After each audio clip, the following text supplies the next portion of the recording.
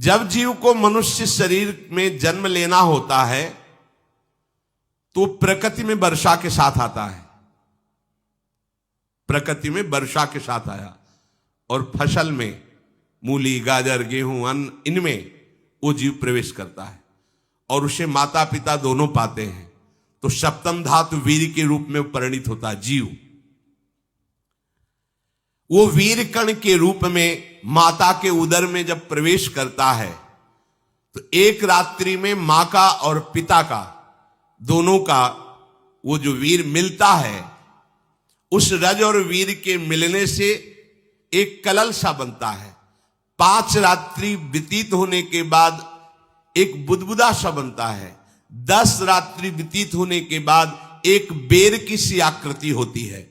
फिर उसके बाद उसमें धीरे धीरे मांसपेशियां बढ़ने लगती हैं। 1 महीने में उसके सिर निकल आता है, 2 महीने में हाथ पांव अंगों का विभाग होता है, तीसरे महीने में नख, रोम, अस्थि, चर्म, स्त्री पुरुष के चिन्ह प्रकट हो जाते हैं, 4 महीने में मांसादि 7 धातुएं प्रकट हो जाती है, 5वें महीने में चेतना जागृत हो जाती है। जैसे अपने चेतना, ऐसे 5वें महीने में गर्भस्थ शिशु की चेतना जागृत हो गई। जीव है पर चेतना 5 महीने बाद मां के गर्भ में जागृत। अब उसे भूख लगती है, प्यास लगती है, वहां की तापमयी जलन, पीड़ा, छोटे छोटे कीड़ों के द्वारा काटना। 6ठे मास में झिल्ली से लपटा हुआ मां की दाहिनी कोख में कीड़े की तरह तड़पता है। उस समय माता को कड़वे और खट्टे पानी की लालसा होती है, जिससे उसके अंगों में जाकर भयंकर जलन होती है। यह है भोग। वो कृमि कीड़े की तरह तड़पता है। मलमूत्र के गड्ढे में बीच में झिल्ली में बंधा हुआ वो जीवात्मा सुकुमार तो होता है, वहां के कीड़े उसे नोचते छोटे छोटे, वो तड़पता है। माता प्रसन्न होती कि जब बच्चा हिलता है, बोले है उसकी दुर्गति हो रही, वहां भयंकर कष्ट पा रहा है। ऐसा क्लेश होता है कि क्षण क्षण में बेहोश होता रहता है। माता के खाए हुए कड़वे, तीखे, गरम, नमकीन, रूखे, खट्टे, यही पदार्थ पाने की इच्छा होती है माता, क्योंकि उसको भोग भोगना है। उसके कोमल शरीर में भयानक पीड़ा होती है जब माता ऐसे पदार्थ खाती है। गर्भाशय की झिल्ली में लिपटा हुआ, आंतों और मलमूत्र से घिरा हुआ सिर, पेट की और पीठ और गर्दन एक कुंडलाकार, ऐसे कंकण जैसा, ऐसी आकृति गर्भस्थ शिशु की होती है। पिंजड़े में बंद पक्षी के समान पराधीन, ना तो वो हिलडुल सकता है ना बोल सकता है, बड़ा असमर्थ दुख को भोग रहा है, चेतना पूरी है। इसी समय भगवान द्रवित होकर उसे ज्ञान देते हैं, गर्भस्थ शिशु को, सबको। जे उसे ज्ञान होता है तो सैकड़ों जन्म के कुकर्मों से याद आते हैं, सैकड़ों जन्म के। ओहो, ये मेरे कर्म का ही फल है, मैंने ऐसे कर्म किए इसलिए दुख भोग रहा हूं। बेचैन हो जाता है, कैसे निपट पाऊंगा, सैकड़ों जन्म के कर्म जमा है। अब महान अशांति उसके हृदय में, उस शरीर में भयंकर पीड़ा। कुंडलाकार शरीर है, हिल भी नहीं सकता है, बस कीड़े काटते, बड़ी तड़पन, बड़ी जलन, भूख प्यास की जलन। अब एक और भयानक जलन हुई, उसे स्मरण हो जाता है कई जन्मों के, सैकड़ों जन्मों के पाप कर्मों का। 7वां महीना आरंभ हुआ कि ज्ञान का उन्मेष हो गया। अब प्रसूति वायु उसे चला रही है, तड़पता है वो। सप्त धातु में स्थूल शरीर से बंधा हुआ वो जीव भयभीत होकर के पुकारता है, अगर कोई भगवान है तो एक बार मुझे यहां से निकाल दे। वो विनय करता है भगवान से, कोई अगर भगवान है जिसने मुझे इस बंधन में डाला है, एक बार निकाल दे, यहां से जाके केवल भजन करूंगा। जीव कहता, जंतुरुवाच तस्योपशन्नमवितुम जगदिच्छयात् नाना तनोर्भुवि चलच्चरणारविंदम सोहम ब्रजामि शरणम रकुतो भयम में येने दृशी गतिरदर्श सतोनुरूपा। हे प्रभु, मैं बड़ा अधम हूं। ये ज्ञान भगवान की तरफ से गर्भस्थ शिशु को होता है। देखो, स्वयं वो इतना कष्ट पा रहा है, फिर जब आप गर्भ हत्या करते हैं तो आपका पाप कितना बड़ा होगा, सोचो। सब माताओं से विनय है, संयम से रहो, सावधान रहो। ये हत्या ऐसी नहीं कि तुम्हारे दान पुण्य से क्षमा हो जाएगी। ये जो भ्रूण हत्या है, गर्भ हत्या है, बहुत बड़ा पाप है। आप लोग अज्ञान के कारण इसको ध्यान नहीं देते, इसे खिलवाड़ समझते हो। कितना ज्ञान है। बेटी ही मां है, बेटी ही बहन है, बेटी ही पत्नी बनती है, बेटी ही किसी के जीवन को धारण करने वाली बनती है। और आपने गर्भ में देख लिया बेटी है, तुम स्वयं मां होकर उसका साथ दे रहे हो, उसका नष्ट करने के लिए। हमारी तो बात ही समझ में नहीं आती, क्या बुद्धि भ्रष्ट हो गई। अगर पुरुष का इतना महत्व है तो बेटियां ना हो तो तुम्हारी कौन सी गति होगी, सोचो जरा। जीना मुश्किल हो जाएगा तुम्हारा। तुम पुरुष किस काम के रह जाओगे। तुम्हारा अर्धांग काट दिया जाए तो तुम कैसे होगे। ये स्त्री स्वरूप अर्धांग है। जिस घर में मां बहन नहीं है, स्त्री स्वरूप नहीं, श्मशान जैसा वो होता है। ध्यान दीजिए, ये बहुत बड़ी गलती है जो अपनी बेटियों की हत्या करते हैं। और ये वो पाप है जो अक्षम्य अपराध है। स्त्री हत्या करना शास्त्रों में बहुत बड़ा पाप कहा गया है। फिर वो तो बच्चा है, बिल्कुल नहीं।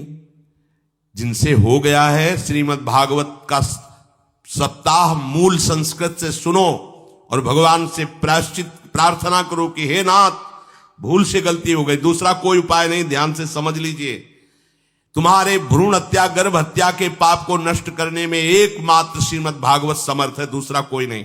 कोई दान पुण्य तीर्थ स्नान तुम्हें क्षमा नहीं कर पाएगा। यह ऐसा महापाप है। अगर हृदय में जलन करके और मूल संस्कृत के द्वारा पूरी 7 दिन में भागवत श्रवण की जाए नियम से, तो भागवत समर्थ है, इस हत्या के पाप से भी आपको मुक्त कर देगी। जिनके ऐसे हत्या हो गई हो करवा लो, नहीं तो बुद्धि आगे भ्रष्ट करके तुम्हें हरि गुरु से विमुख कर देगा। ये पाप ऐसा नहीं कि तुम्हें 2-4 माला घुमाने से क्षमा हो जाएगा। ये महत अपराध है।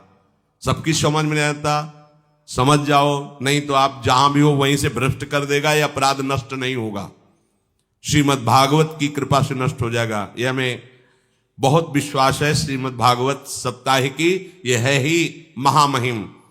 प्रेत योनि को प्राप्त धुंधकारी को सीधे भगवत पार्षद स्वरूप देकर परम पद में आरूढ़ कर दिया। केवल 7 दिन की मूल संस्कृत एक भी श्लोक नहीं छूटना चाहिए। अगर सप्ताहिकी का पारायण हो तो इस भ्रूण हत्या, गर्भ हत्या से भी निवृत्ति मिल जाए। अब वो जीव भगवान को पुकारता है, मैं बड़ा नीच अधम हूं। आहा, भगवान आपने जो मुझे गति दिखाई है तो मेरे कर्म के अनुसार ही है, आपका इसमें कोई दोष नहीं। हम लोग जब कष्ट भुगते तो भगवान से कहते हैं हमने तुम्हारा क्या बिगाड़ा। भगवान ने नहीं बिगाड़ा, तू खुद देख क्या बिगाड़ लिया अपना। करो पापाचरण। अब देखो, हमने तो जीवन में कोई पाप नहीं किया और कितने गर्भ हत्या की है, कितनी खिलवाड़ समझे हो। ये बिल्कुल भयावह चीज है। आप लोगों को नहीं, हम बार बार इसीलिए कह रहे कि भयावह वस्तु है, तुम्हें बहुत ऊंचाई से घसीट के भ्रष्ट कर देगी। बहुत होश में हो, भूल के कभी ऐसा न करना जहां तक हमारी आवाज पहुंचे, जहां तक सुनाई दे। गर्भ हत्या मत करना, संयम से रहो। इस तरह का व्यवहार मत करो कि तुम्हारा मनुष्य जन्म ही व्यर्थ चला जाए। इसमें तीनों को बराबर दंड मिलेगा। गर्भ हत्या कराने वाला, गर्भ हत्या की प्रेरणा देने वाला और गर्भ हत्या में सहयोग देने वाला, जो औषधि डॉक्टर या जो भी, तीनों को दुर्गति होगी। माता, पिता, प्रेरक और कर्ता। ऐसा नहीं कि आप डॉक्टर हो तो आपको गर्भ हत्या करने का अधिकार नहीं। आप डॉक्टर हो दूसरे के शरीर को स्वस्थ करके निरोग करने के लिए, हत्या करने के लिए नहीं। कोई भी हमारा संविधान ऐसा आदेश नहीं करता कि आप गर्भ हत्या कर दो, ना भागवतिक और ना भारतीय संविधान। ऐसा संविधान आदेश नहीं करता। अब वो जीव कह रहा है कि प्रभु मेरे योग्य ही है आपने जो मुझे दंड दिया है। मैंने सुना है कि आपकी शरण में जो आता है आप उसकी रक्षा कर लेते हैं। आपकी जो शरण में हो जाता है वो इस भूमि पर, भारत भूमि पर, विश्व पर निर्भय विचरण करता है, कोई उसे भय नहीं प्रदान कर सकता। प्रभु मैं इस माता के उदर में माया का रहस्य न जानने के कारण ऐसे कर्म किए कि मैं आ गया हूं, बहुत दुख पा रहा हूं। हे निर्विकार अखंड बोध स्वरूप परमात्मा, मैं बार बार नमस्कार करता हूं। प्रभु मेरे ऊपर कृपा कर दो, एक बार इस गर्भ से निकाल दो। मैं यहां से बाहर जाकर आपका निरंतर भजन करूंगा। ये वादा करके आए हम प्रभु से सब। प्रभु ने करुणा करके हमें चांस दिया है मनुष्य शरीर। प्रभु मैं बहुत जन्मों से इस समय स्मृति आ रही देख रहा हूं, कर्मों में भटकता रहा आपसे विमुख होकर के। ये जो मुझे अभी ज्ञान हो रहा है केवल आपकी कृपा से तत्कालिक है। तत्कालिक, एक तत्कालिक वैराग्य होता है, जैसे कथा सुनियो मन में आया कि अब तो भजन ही करना है। ये तत्कालिक है, स्थायी नहीं है। इसे स्थायी बनाओ। प्रभु आप अंतर्यामी हो, आप सब कुछ जान रहे हो। तीनों तापों की शांति के लिए भक्तजन आपका भजन करते हैं।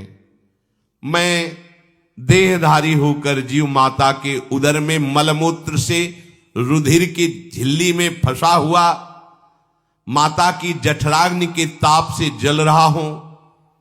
प्रभु एक एक क्षण में यहां विकल होकर केवल इंतजार कर रहा हूं कि किस समय मुझे यहां से निकाला जाएगा।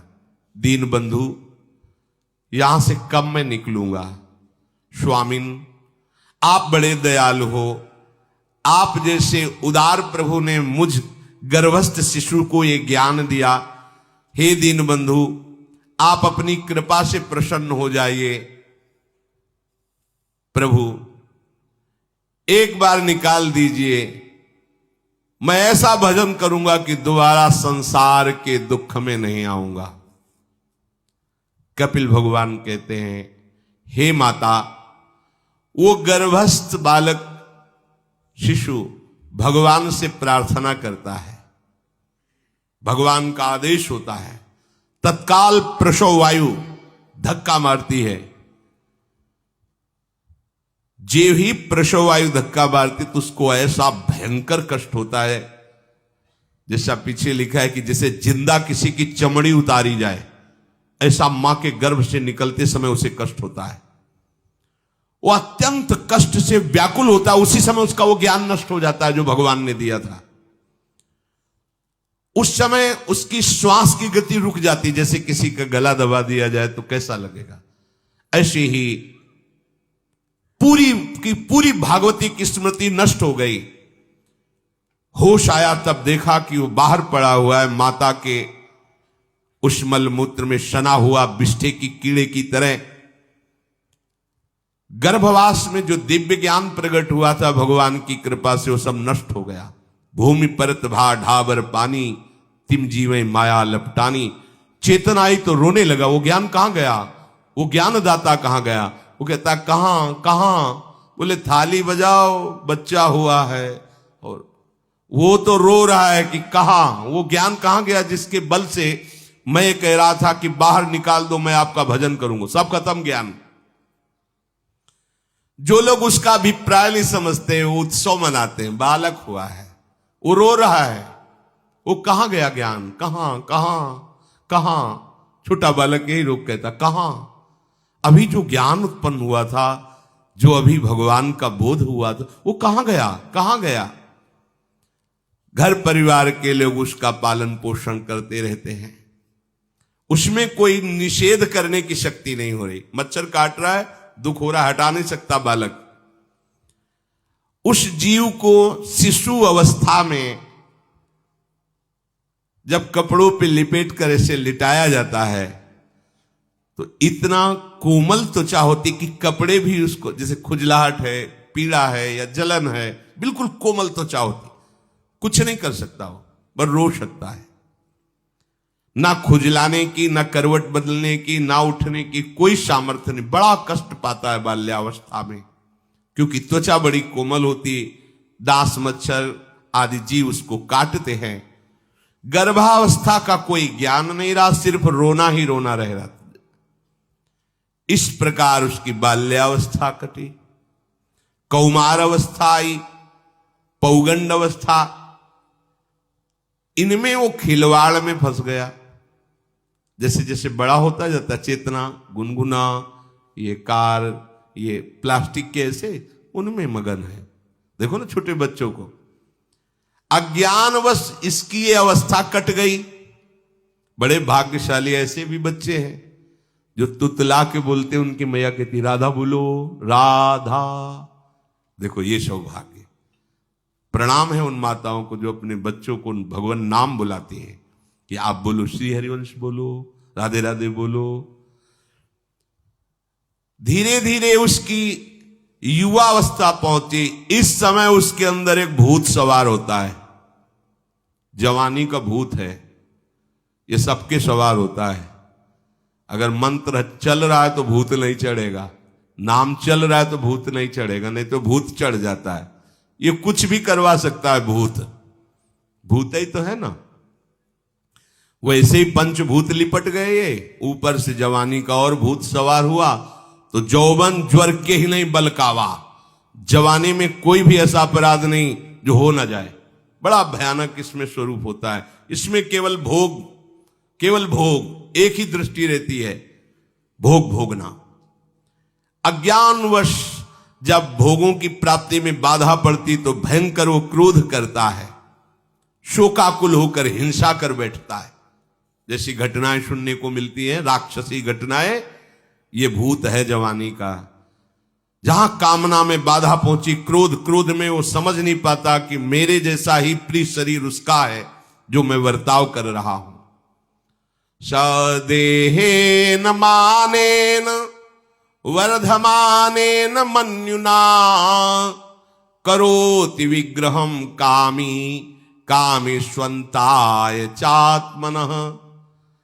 जैसे जैसे देह बढ़ता जाता है, पुष्ट होता जाता है, वैसे वैसे भोग वासना और अभिमान बढ़ता जाता है। वो काम परवश होकर अपना नाश करना शुरू कर देता है। यौवन, वो फिर खोटी बुद्धि वाला वैसे ही पाप करने लगता है जिन पापों के कारण उसकी दुर्गति हुई थी, नरक आदि की, और मां के गर्भ में आया था।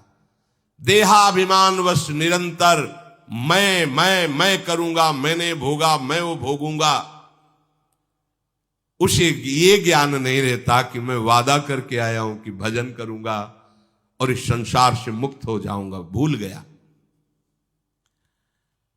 इसी शरीर से उसको फिर भयंकर कष्ट भोगने पड़ेंगे। इसी का नाम संसार चक्र है। अगर कहीं उसे सत्संग मिल जाए, सन्मार्ग में चल दे, तो माया भेजती है दो प्रकार के लोग उनको भ्रष्ट करने के लिए। एक जिह्वा रसेंद्री को और एक उपस्थेंद्री जनेंद्री के भोगों का समागम भेजती है। फिर ही भोगो, ध्यान रखना, शास्त्र है, सत्य एक एक अक्षर है। जब किसी को सत्संग मिल जाता है तो सत्संग का प्रभाव होता है भगवत मार्ग में रुचि पैदा करना, प्रभु अच्छे लगना, प्रभु का नाम जप करना, सत्य मार्ग में चलना। जब तुम सतमार्ग में चलोगे तो दो प्रकार के लोग भेजे जाएंगे।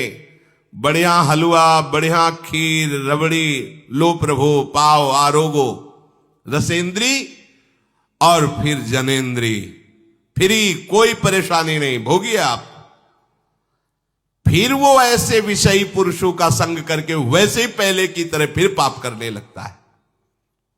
बहुत होश में, बहुत होश में। इनको ऐसे लोगों का संग कराया जाता है जिससे सत्य, शौच, पवित्रता, दया, संयम, लज्जा, क्षमा, यश, मन इंद्री का संयम, ये सब सद्गुण नष्ट हो जाएं, ऐसे लोगों का संग कराया जाता है।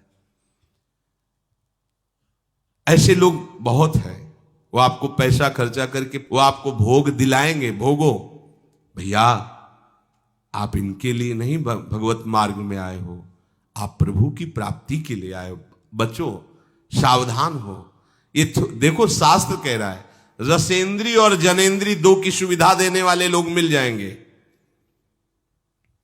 अत्यंत शोचनीय, मूढ़, देहात्मदर्शी ऐसे असत पुरुषों का संग करके भ्रष्ट हो जाता है। अच्छा, वो आग लगा दिए, वो चल दिए, फिर नहीं देंगे। कुछ लोग ऐसे होते हैं, ये 10 दिन अपने पैसे से आपको नशा करवाएंगे, फिर इसके बाद तुम्हें उनके पैरों में गिरना पड़ेगा, फिर मांगने से भी नहीं देंगे, पहले फिर ही देंगे। आदत बिगड़ गई। ऐसे लोग मिलेंगे, मुस्कुराएंगे, हंसेंगे, आपको गले लगाएंगे, आपको लगेगा जीवन का सार मिल गया, फिर इसके बाद जूते चलाएंगे, गली में नहीं देखने देंगे। अब तुम्हारी वृत्ति बिगड़ गई, तुम उधर ही ताको, होश में, होश में। इस जीव को किसी और के संग से ऐसा बंधन, ऐसा मोह नहीं होता जैसा कामिनियों के संग से होता है। भगवान कपिल देव जी कह रहे हैं, न तथास्य भवेन्मोहो बंधश्चान्य प्रसंगतः योषित संज्ञाद यथा पुरुषो यथा तत्संग संगता। कामी पुरुषों का, कामिनियों का संग जैसा परमार्थ भ्रष्ट करता है, वैसा और किसी से नहीं हो सकता। इसलिए तुम इतना अपने को मत साधक समझ लो कि हमारा कौन बिगाड़ सकता है। उदाहरण में दे रहे हैं, प्रजापति स्वाम दुहितरम दृष्ट्वा तद्रूप धर्षितः रोहित भूताम शोनवधा वृक्ष रूपी हतत्रपहा। स्वयं प्रजापति भगवान ब्रह्मा जी ने अपनी पुत्री को जब देखा, प्रसंग आता है, सरस्वती जी, बहुत सुंदर सरस्वती जी है, तो अपने को संभाल न सके।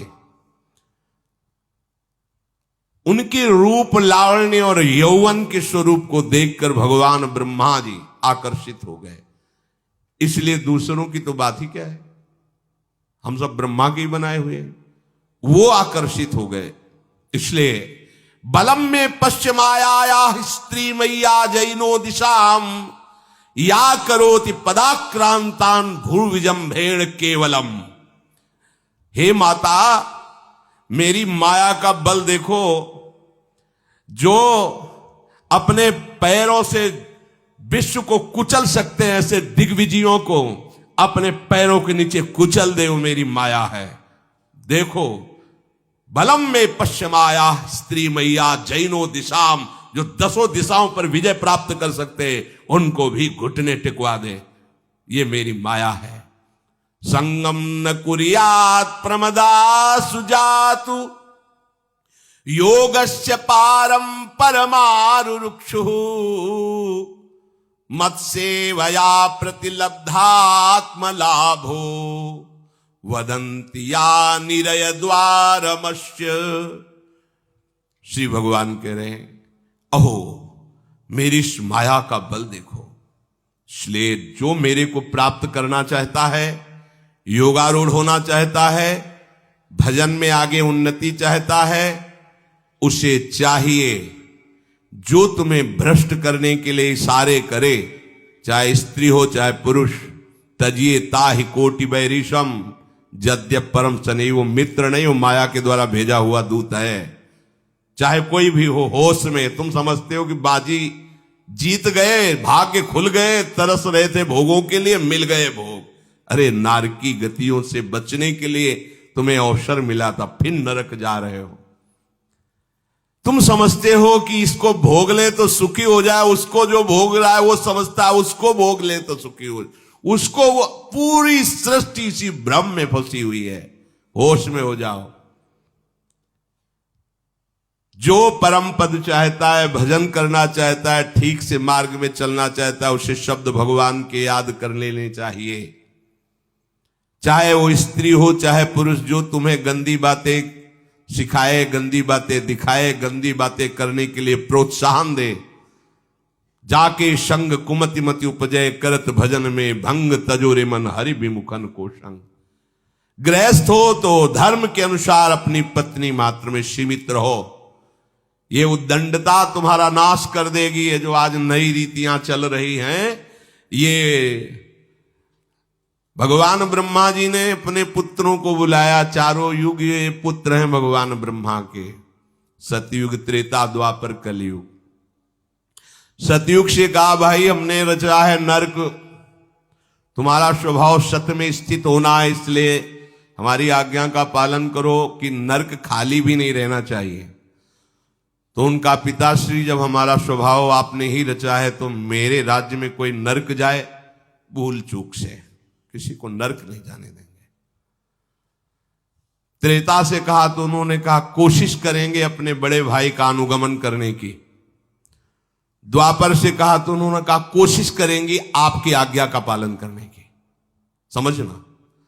लेकिन जब कलयुग आया तो मुस्कुरा के बोला, पिताश्री जैसे बड़े भैया ने कहा मेरे राज्य में कोई नरक मेरी जानकारी में नहीं जा पाएगा, ऐसे ही मेरे राज्य में कोई स्वर्ग या परम पद मेरी जानकारी में नहीं जा पाएगा। मैं सीधे हाउसफुल करूंगा नरक।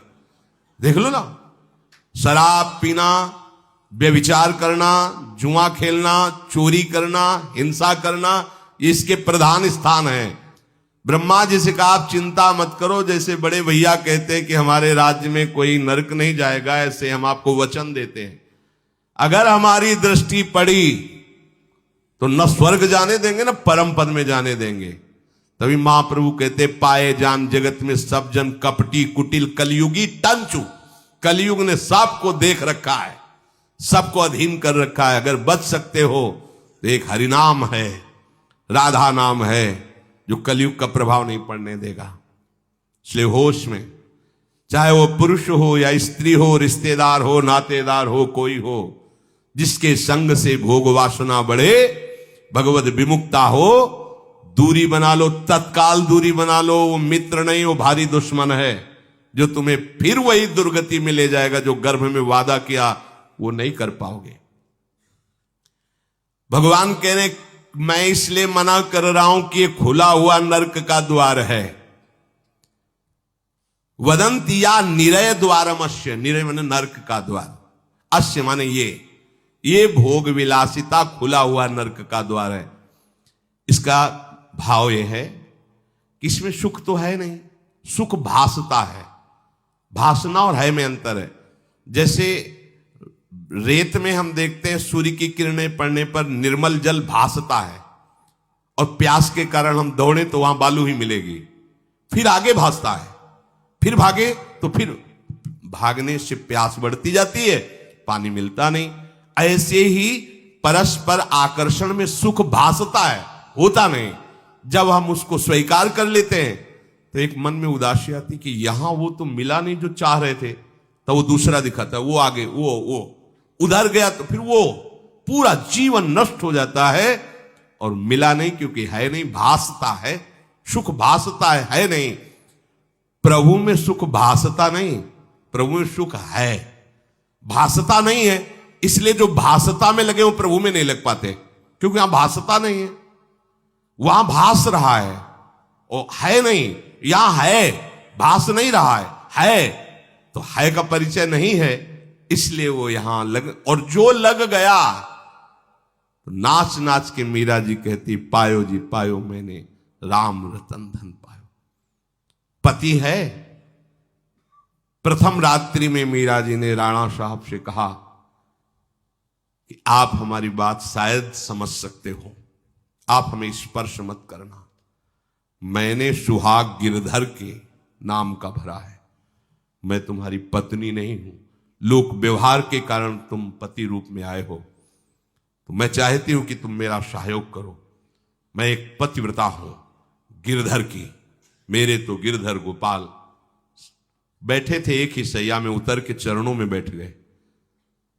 मीरा जी के चरण पकड़े के अहो भाग्य, मुझे ऐसे सौभाग्य मिला कि आपका पति होने का। एकांत में आप हमारी गुरु होंगी और समाज में आप पत्नी का स्वांग करेंगी, जिससे आपको विक्षेप नहीं पड़े। आजीवन निर्वाह किया, एकांत में गुरुवत मीरा जी के प्रति व्यवहार करते राणा साहब, और व्यवहार में मीरा जी पत्नी जैसा व्यवहार में बाहर, और अंतर में ऐसी सदगति हुई राणा की जो बड़े बड़े योगियों को दुर्लभ है। वो मीरा जी जीवन में कभी भी किसी भोग को स्वीकार नहीं किया। गिरधर के रंगराची, सब भोग चरणों में लुट रहे थे। सोचिए, राज परिवार में ब्याही गई, क्या था? किसी भी सुख की आकांक्षा नहीं। यह है रंग श्री हरि का। है नहीं ना उनमें सुख, जो है सुख वो मिल गया तो फिर भासने की तरफ क्यों बढ़ेगा? इसलिए ये जो मेरी माया है, ये मित्र बनकर पहले सेवा के बहाने से धीरे धीरे पास आती है। आती है का शब्द माया के लिए है।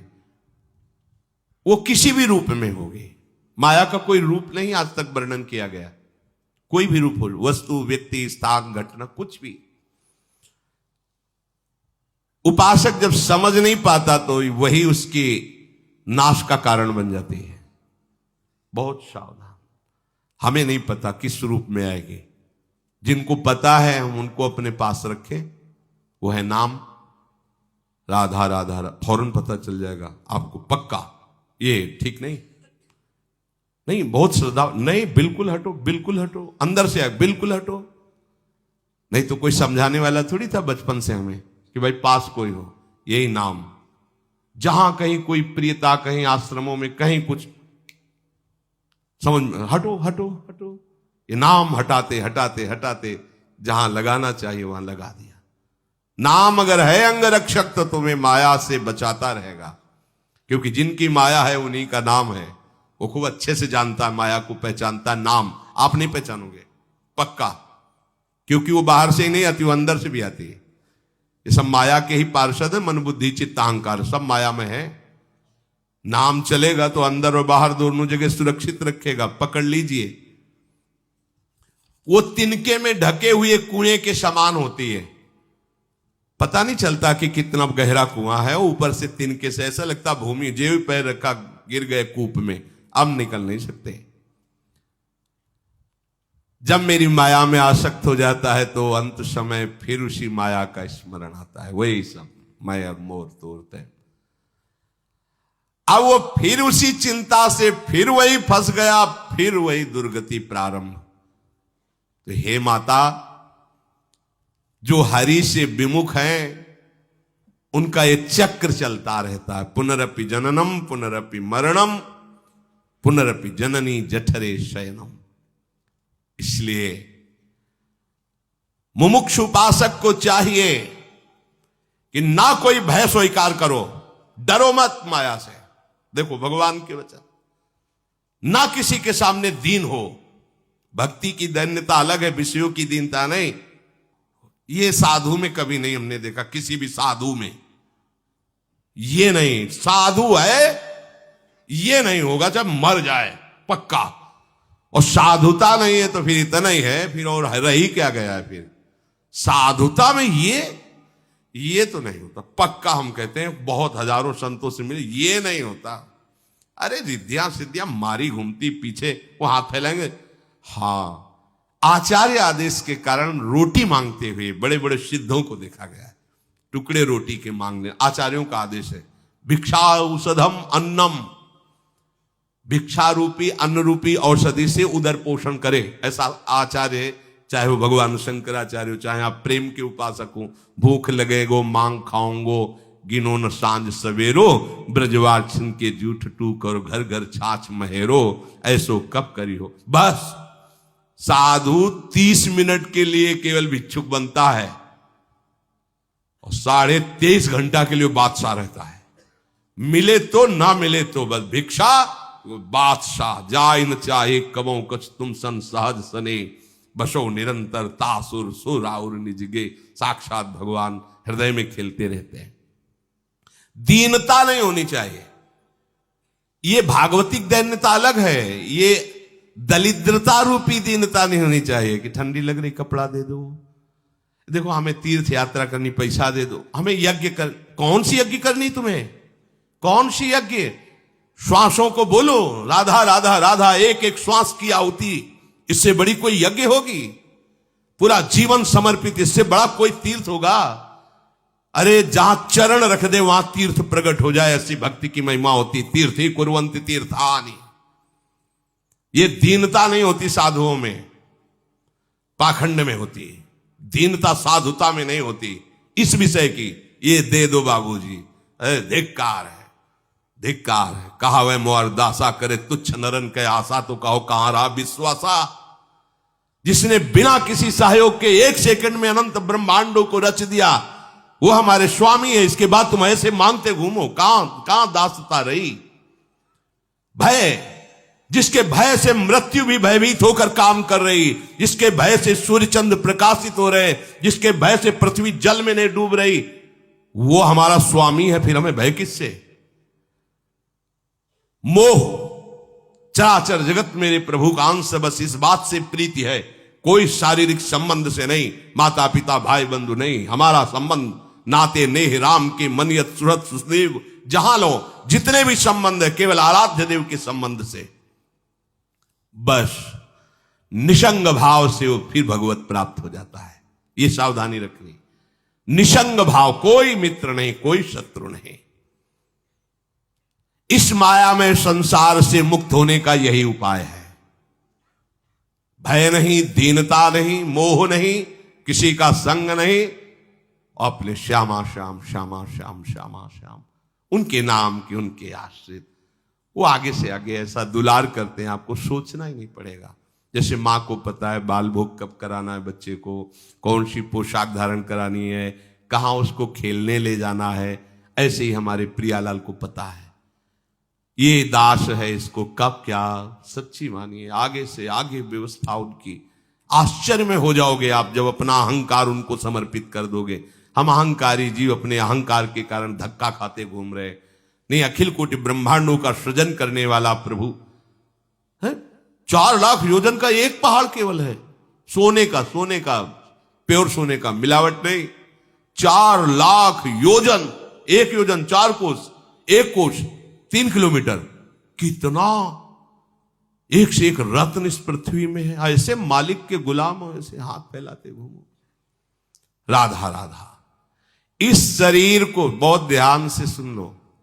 जो इस शरीर को निक्षेप माने धरोहर होता है, धरोहर की भांति। जैसे हम तुम्हें दे दें कि 500 रुपए रख लो, हमें जब काम लगेगा ले लेंगे, तो 500 रुपए रखे आपकी जेब में, लेकिन आप कभी उसे अपना नहीं मानेंगे। अगर कभी आवश्यकता पड़ी, किसी ने बताया भी कि 500 रुपए आपकी जेब में, नहीं, वो तो धरोहर है। जब वो मांग लेंगे तो उनको हम खर्चा, धरोहर का खर्चा स्वयं में नहीं किया जाता। ईमानदार आदमी धरोहर को जैसे रखा वही, ये नहीं कि हम 500 खर्चा कर लेते हैं फिर कमा के 500 दे देंगे, नहीं, वही सेम टू सेम वैसे ही वापस होगा। तो ये शरीर प्रभु की धरोहर है। सुधा निधि में भी एक श्लोक में आया है, ये प्रियाजू की धरोहर है। कबीरदास जी ने कहा है, चदरिया जैसी की तैसी धरि दीनी। जैसी दी थी प्रभु, हमने मलिन नहीं की, वैसे की वैसे वापस कर दी। तो क्या होगा उसका परिणाम? मोक्ष, भगवत प्राप्ति। इसे मलिन करने का अधिकार तुम्हें नहीं। ये चदरिया जो मिली है, मनुष्य शरीर, ये भगवत प्राप्ति। इसे गंदा मत करो। शरीर को धरोहर की भांति रखकर, ये गुरु की संपत्ति है, ये इष्ट देव की संपत्ति। तन वांग मनोभिरमलई सोहम तविवासिता। ये शरीर, ये मन, ये वाणी हमारे गुरुदेव को समर्पित, उनकी आज्ञा के अनुसार चलना है। तो क्या होगा? अनासक्ति बढ़ेगी, किसी से कोई राग नहीं। अनासक्त होकर वो भगवत प्राप्त हो जाएगा। एक ही उपाय समस्त दुखों से बचने का, मामुपेत्य। जो मेरे आश्रित हो गया, मेरा भजन करता है, पुनर्जन्म नहीं होता उसका। क्योंकि दुखालयम शाश्वतम, संसार में वही जवानी, वही बुढ़ापा, वही रोग, वही योनियों में भटकना। थोड़ा तो थक जाओ। तुम्हें नहीं चाहिए दिव्यता तो कम से कम इतना समझ लो। फिर वही प्रारंभ वाली बात कहते हैं कि देश विदेश सुख के लिए भटकते हो, तो हम भी तो ऐसे देश की बात कर रहे हैं जहां सुख ही सुख है। जहां काल की भी चाल नहीं है, वो है निकुंज देश। निकुंज देश के राजा हैं श्यामा श्याम।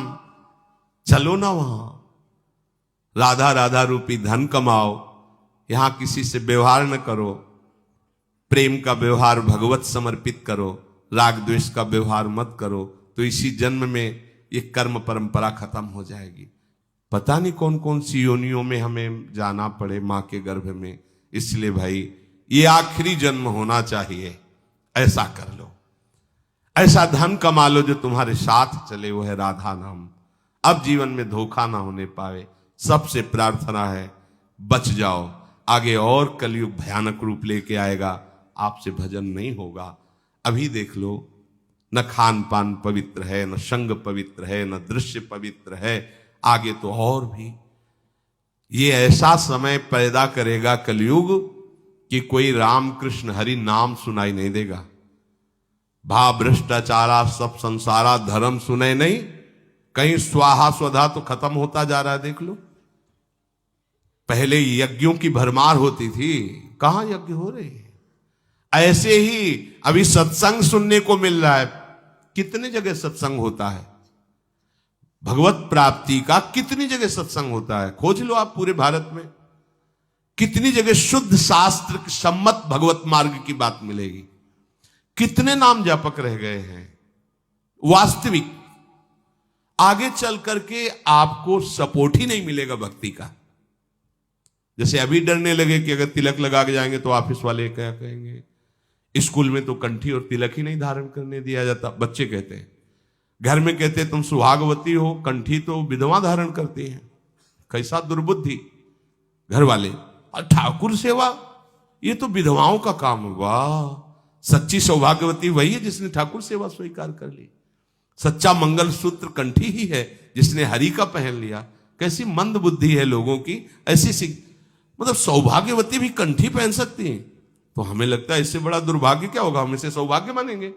राम हरि कृष्ण बोल न पावे, कंठी न धारण करे, रज न धारण करे, और उसे सौभाग्यवती। तो कौन सा सौभाग्य, मरण धर्मापति। कुछ दिन में वो भी मरेगा, फिर बनना क्या बनना, न भजन लायक रह जाओगे, न संसार लायक रह जाओगे। प्रार्थना मान लो, थोड़ा कड़ुआ लगेगा लेकिन बहुत मीठा है परिणाम इसका। यत् अग्रे विस्मयो परिणामे अमृतोपमम। जिसमें शुरुआत विष जैसी लगे, उसका परिणाम अमृत में होता है। खूब भजन करो और इसी जन्म में श्री जी को प्राप्त करो। श्री राधा वल्लभ लाल।